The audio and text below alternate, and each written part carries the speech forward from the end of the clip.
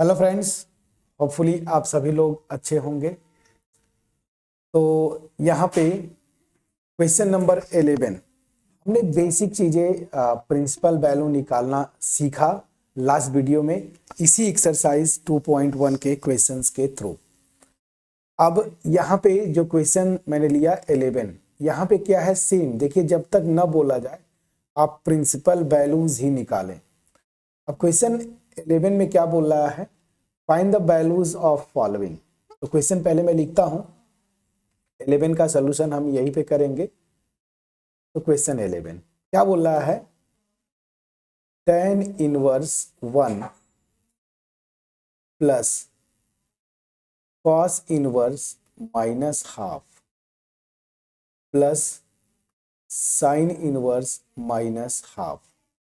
अब मैं यहां तक पहुंचते पहुंचते मैं ये एक्सपेक्ट करता हूं कि आपने पीछे की दो वीडियो जो थ्योरी वाली थी और इसके जस्ट लास्ट वीडियो जहां पे एक्सरसाइज 2.1 के 10 क्वेश्चंस हमने किए, यहां तक अब आप समझ गए होंगे कि हर एक इंडिविजुअल जो फंक्शंस हैं, इनवर्स ट्रिग्नोमेट्रिक फंक्शंस, इनके करेस्पॉन्डिंग जो ट्रिग्नोमेट्रिक फंक्शंस थे उनके डोमेन और कोडोमेन की प्रिंसिपल ब्रांच क्या होती है, ये चीजें समझ गए होंगे और कैसे निकालते हैं। ठीक है ना। तो चलिए अब सीधे सीधे यहां पे आते हैं। tan इनवर्स 1, tan का क्या था, देखिए जब इनवर्स फंक्शन एग्जिस्ट करने का जो कंडीशन था तो tan x को हमने -π/2 से π/2 पे रिस्ट्रिक्ट किया था। ठीक है, याद आ रहा है।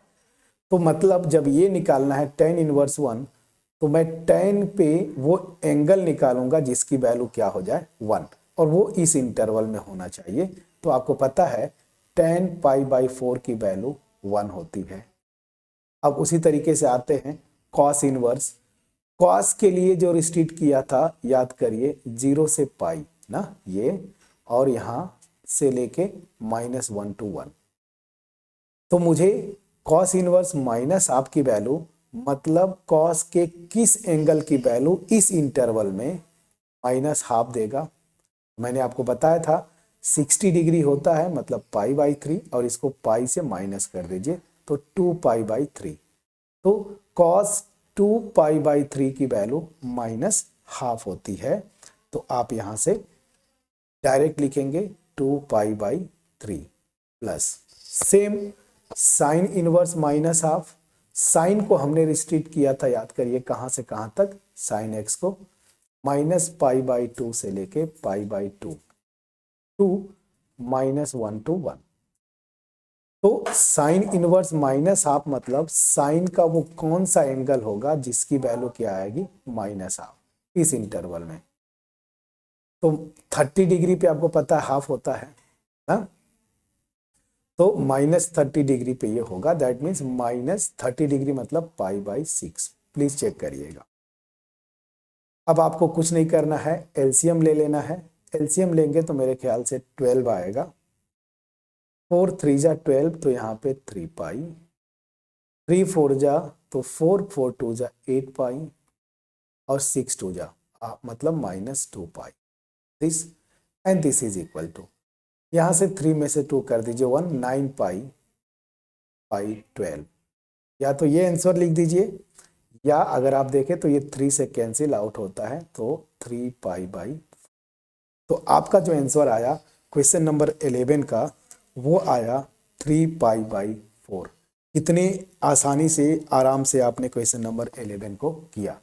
तो ये चीजें आपको मैं छोड़ देता हूं, जस्ट सेक ऑफ एक्सप्लेनेशन, इसको मैं यहीं पे छोड़ूंगा। ठीक है, चलिए अब आ जाते हैं क्वेश्चन नंबर 12।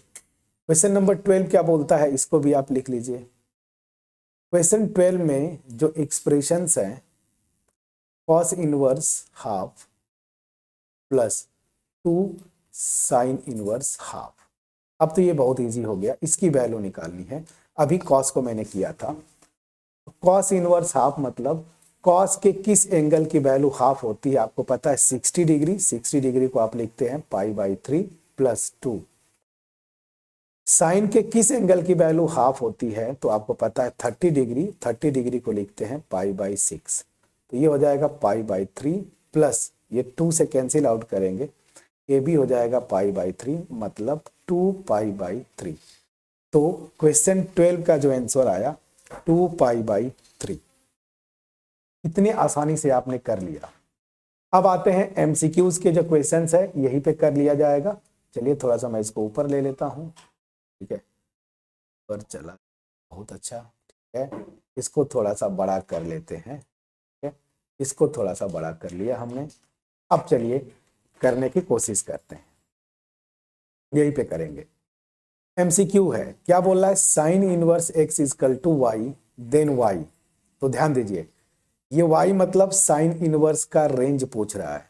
तो साइन इनवर्स x कहां से कहां तक होता था, याद करिए, -1 से 1 क्लोज इंटरवल से क्लोज इंटरवल -π/2 से π/2। तो ऑब्वियस सी बात है, ये रेंज पूछ रहा है, मतलब मेरा क्या हो जाएगा, -π/2 से π/2। और इस y की वैल्यू तो इस इंटरवल में आएगा, तो इसी इंटरवल को हम ऐसे लिख सकते हैं, y जो है -π/2 से ग्रेटर देन और इक्वल टू और π/2 से लेस देन और इक्वल टू। कौन सा ऑप्शन सही दिख रहा है, ऑप्शन बी आपका सही ऑप्शन है। तो इसमें अब कुछ करने की बात थी नहीं। चलिए अब आ जाते हैं 14, क्या बोल रहा है, इसकी वैल्यू। तो यहां से फिर वही tan के किस एंगल की वैल्यू √3 होती है, 60 डिग्री। 60 डिग्री को क्या लिखते हैं, π/3। अब यहां पे देखिए माइनस सेक इनवर्स की कौन सी एंगल की वैल्यू -2 होती है। तो जब सेक इनवर्स में कंफ्यूजन हो तो आप कॉस पे चले जाइए। क्यों, क्योंकि सेक थीटा या sec x equal to 1/cos x। मुझे -हाफ चाहिए सेक की वैल्यू, तो यहाँ पे कॉस की x की वैल्यू क्या होगी, सच दैट कॉस की वैल्यू जो है -हाफ आ जाए। जब -हाफ निकालेंगे तो 1/-1/2 मतलब -2 हो जाएगा ना, ये जो चाहिए मुझे। तो सेक, या तो सेक से आप निकाल लीजिए डायरेक्ट, उसका भी डोमेन और रेंज मैंने बताया था आपको, या सबसे आसानी होता है कि -हाफ। अब कॉस के लिए प्रिंसिपल ब्रांच पे आपको फोकस करना है, 0 से पाई था कॉस का, इसमें -हाफ कहाँ पे आएगा, मैंने बताया 60 डिग्री पे हाफ होता है, मतलब π/3, और -हाफ चाहिए तो पाई माइनस कर देंगे तो 2π/3। प्लीज चेक करिएगा, तो ये हो गया मेरा 2π/3। बस अब यही से आप निकाल लीजिए, एलसीएम लेंगे 3, π-2π मतलब -π, तो आपका आंसर क्या आ रहा है, -π/3। और देखिए इसी में स्टूडेंट्स कंफ्यूज होते हैं, π/3 भी दिया है, 2π/3 भी दिया है, तो आप कंफ्यूज होते हैं। प्रॉपर कॉन्सेप्ट पकड़ लिया होगा आपने अगर, प्रिंसिपल वैल्यूज पे जाना है। हर एक इनवर्स ट्रिग्नोमेट्रिक फंक्शन का प्रिंसिपल ब्रांच आपको याद रखना है। मैं फिर से बता दूं, ये वीडियो में हमने किया था, पीछे की 2 वीडियोस में हमने इंडिविजुअली यही किया है। देखिए पूरा ना, साइन कॉस टेन, फिर मैंने कॉट इनवर्स, मतलब sorry sine inverse, cos inverse, tan inverse, cot inverse, cosec inverse, और पिछली वीडियो में मैंने सेक इनवर्स को भी आपको बता दिया था, उसका ग्राफ हो गया। क्लियर हुआ? तो यहां से अब आप एक्सपर्ट हो चुके होंगे, क्वेश्चंस बनते हैं, पिछले ईयर भी क्वेश्चन बना है, ग्राफ भी खिंचवाते हैं। तो हर एक इनवर्स ट्रिग्नोमेट्रिक फंक्शन का ग्राफ आपको जुबान पे होना चाहिए। मैंने हर एक चीज को पहले साइन लिया, जैसे साइन इनवर्स को खींच रहा था तो पहले साइन लिया, फिर मैं डिटेल में बताया कि इसका ओरिजिनल डोमेन जो सेट ऑफ रियल नंबर्स है उस पर ये बाइजेक्टिव फंक्शन नहीं है, इसके डोमेन को मैंने रिस्ट्रिक्ट किया यहाँ पे, तो ये बाइजेक्टिव हो गया, और ये प्रिंसिपल ब्रांच इसको बोलते हैं।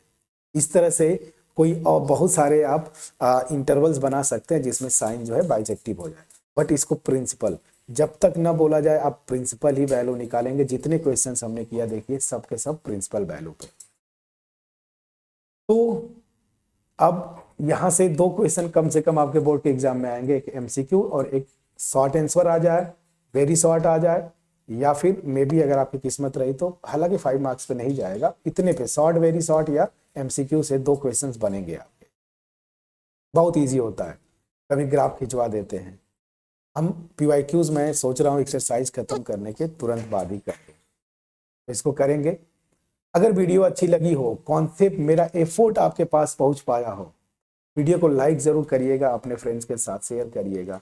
चैनल पे अगर नए हैं चैनल को सब्सक्राइब जरूर करिएगा, बेल आइकन बिल्कुल क्लिक करके रखिएगा। मेरा जो मोटिव है, मैं बार बार बोलता हूँ आपसे, मास में लोगों के पास क्वालिटी वीडियोस पहुंचाना, इस मोटिव में आप सहयोग करें। मिलते हैं नेक्स्ट वीडियो में, जहां पे हम करेंगे एक्सरसाइज 2.2। आपका चूंकि सिलेबस 2023-24 के लिए कम कर दिया, रेशनलाइज कर दिया, तो एक्सरसाइज 2.2 और मिसलेनियस में बहुत ज़्यादा आपका क्वेश्चंस नहीं होंगे। बस प्रैक्टिस के पॉइंट ऑफ व्यू से आपको मैं करवा दूंगा, सिलेबस कम हो गया तो बड़ा आसान होगा। तो 2.2 पे जाने से पहले यहाँ तक क्लियर कर लीजिएगा, एक आध एग्जाम्पल सॉल्व नई बुक से देख लीजिएगा, नई बुक से ही पढ़ना है। मिलते हैं नेक्स्ट वीडियो में, तब तक अपना ख्याल रखें, पढ़ाई करते रहें। Thank you so much friends.